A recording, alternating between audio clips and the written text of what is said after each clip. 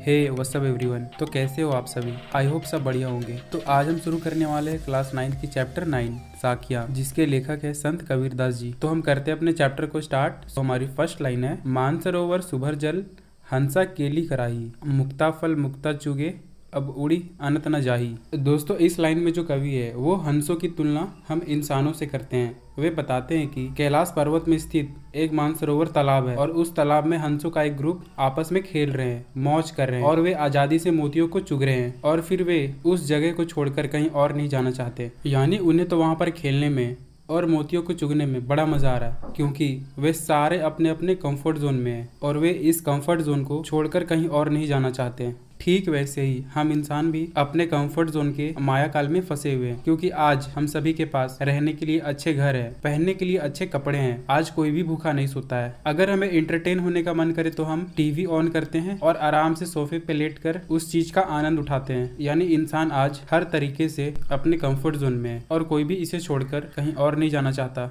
तो अब हम इसे लाइन बाय लाइन समझते हैं। मानसरोवर सुभर जल, यहाँ पे मानसरोवर का मतलब तालाब और सुभर का मतलब भरा हुआ, यानी कि एक तालाब है जो कि पूरी तरह से भरा हुआ है और उस पर हंसा केली कराही। केली कराही का मतलब खेलना, यानी हंस उस तालाब पर खेल रहे हैं।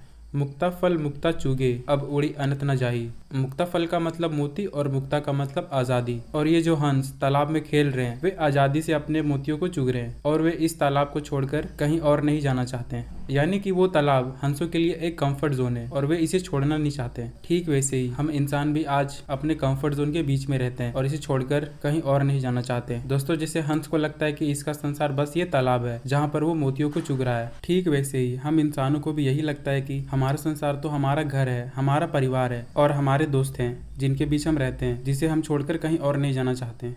प्रेमी ढूंढत मैं फिरो प्रेमी मिले न कोई, प्रेमी को प्रेमी मिले सब विष अमृत होए। दोस्तों आज हर कोई अपने अपने ईश्वर को ढूंढता है। लोग ईश्वर को मंदिरों में ढूंढते हैं या तो किसी मस्जिद में, परंतु ईश्वर इतना जल्दी कहाँ किसी को मिलने वाले हैं। लेकिन अगर फिर भी आप ईश्वर को सच्चे मन से पुकारोगे तो वो आपको जरूर मिलेंगे और आपकी जरूर सुनेंगे। और जब ईश्वर आपको मिल जाएंगे तो आपकी सारी दुख और तकलीफ सुख और शांति में तब्दील हो जाएंगी। तो प्रेमी ढूंढत मैं फिरो, यहाँ पे प्रेमी का मतलब ईश्वर। तो कभी ईश्वर को चारों तरफ ढूंढते फिर रहे हैं लेकिन प्रेमी मिले ना कोई। लेकिन उन्हें तो ईश्वर कहीं पर भी नहीं मिल रहे हैं। यदि प्रेमी को प्रेमी मिले तो सब विष अमृत होए। यदि अगर उनके ईश्वर के प्रति उनकी भक्ति सच्ची हुई, यानी अगर वे सच्चे मन से ईश्वर को पुकारते हैं तो ईश्वर उन्हें ढूंढने पर जरूर मिल जाएंगे। और जब ईश्वर उन्हें मिल जाएंगे तो उनके अंदर की सारी नेगेटिविटी खत्म हो जाएगी, यानी उनके अंदर की सारी विष अमृत में बदल जाएगी।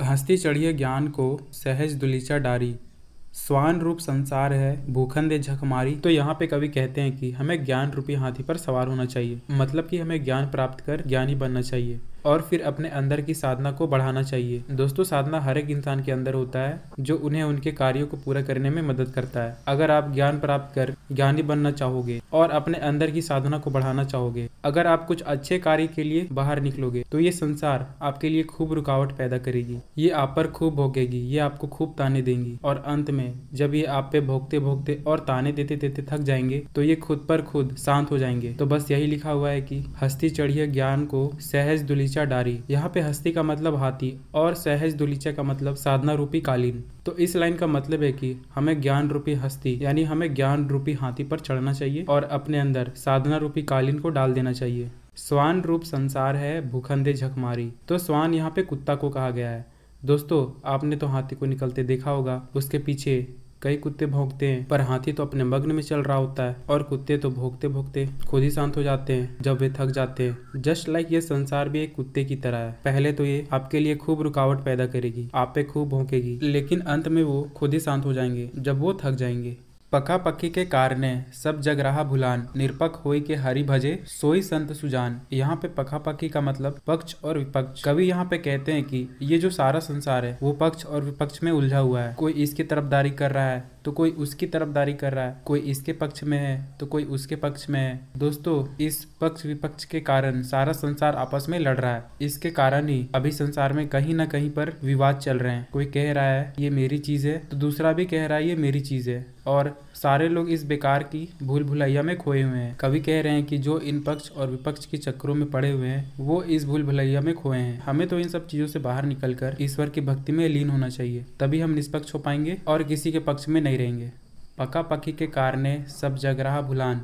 तो पका पकी का मतलब पक्ष और विपक्ष, निरपक्ष का मतलब निष्पक्ष। निरपक्ष होई हरि भजे सोई संत सुजान। और फिर अंत में कबीरदास जी कहते हैं कि संतों के साथ बैठकर थोड़ी देर भजन कीजिए और पक्ष और विपक्ष से मुक्त हो जाइए।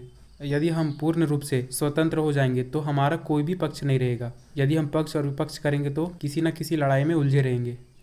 हिंदू मुआ राम कही मुसलमान खुदाई, कहे कबीर सो जीवता जो दूह के निकट न जाई। हिंदू मुआ का मतलब बेवकूफ। तो हिंदू राम राम और मुसलमान खुदा खुदा कहकर खत्म हो जाता है, परंतु अंत में दोनों को कुछ भी हासिल नहीं होता। तो असल व्यक्ति वही है जो इन दोनों चीजों से दूर रहता है। दोस्तों कोई राम के नाम पर लड़ रहा है तो कोई अल्लाह के नाम पे। कबीरदास जी कहते हैं कि जो इन सब चीजों से दूर रहा है वही सच्चा इंसान है। हमें तो अपने आप को इन चीजों से अलग रखना है। असल मायने में वही एक सच्चा मनुष्य कहलाता है।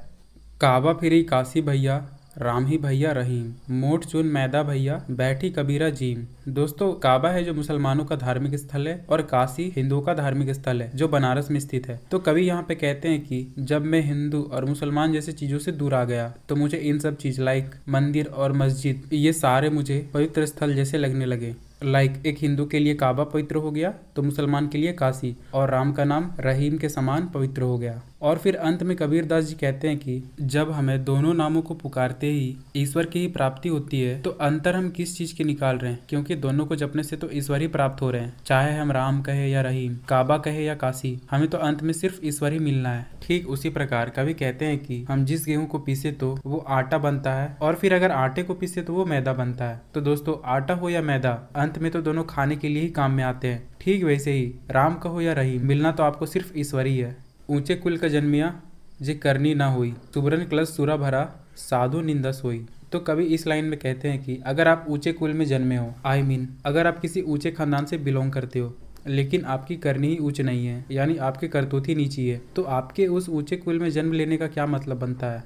सुबरन कलश सुरा भरा साधु निंदा सोई। ठीक वैसे ही सुबरन कलश, सुबरन का मतलब सोना। तो यदि सोने की कलश शराब से ही भरी हो तो उसके सोने की कलश रहने का क्या महत्व रह जाएगा। यहाँ पे सुरा का मतलब शराब। तो फाइनली हमारा यह चैप्टर भी खत्म होता है। दोस्तों अगर आप यहाँ तक आ गए हो तो आई होप आपको यह चैप्टर भी अच्छे से समझ आ गया होगा। समझ आ गया हो तो वीडियो को लाइक करो और इसे अपने दोस्तों को शेयर करो।